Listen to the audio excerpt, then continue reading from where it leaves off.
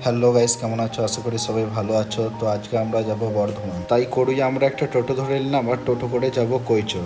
আর টোটো করে আমরা যাব কৈচর এয়ারপোর্ট। আর কৈচর এয়ারপোর্ট থেকে প্লেনে আমরা যাব বর্ধমান। আর গাইস, তোমরা দেখতেই পাচ্ছ আমরা সকাল সকাল বের হয়ে গেছি, কারণ আজকে আমরা প্লেনে বর্ধমান যাব। তো আর যদি প্লেন মিস হয়ে যায় তার জন্য আমরা সকাল সকালই বেরিয়ে পড়েছি। এই ঠান্ডা ঠান্ডা ওয়েদার আবার টোটোতে যাচ্ছি, সেই লাগছে। আর কৈচর এসেই এই দোকান থেকে একটা করে বিস্কুট নিয়ে নিলাম আর খেতে লাগলাম।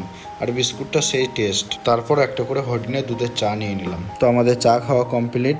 তো আমরা এখন টিকিট কাউন্টারের দিকে রওনা দেবো, কারণ টিকিট কাটতে হবে। আর টিকিট না কেটে উঠলে প্লেনের মধ্যে একজন বলে যে বিনা টিকিটে ভ্রমণ করা আইনত দণ্ডনীয় অপরাধ।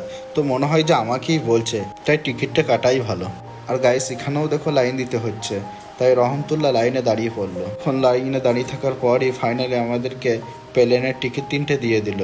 আর গাইস, এই প্লেনের টিকিট 3টে কত দাম হতে পারে, কত নিতে পারে, তোমরা একটু কমেন্ট বক্সে জানাবে। আর গাইস, নেক্সট ভিডিও দেখার জন্য আমাদের ইউটিউব চ্যানেলটাকে সাবস্ক্রাইব করে আমাদের পাশে থেকো।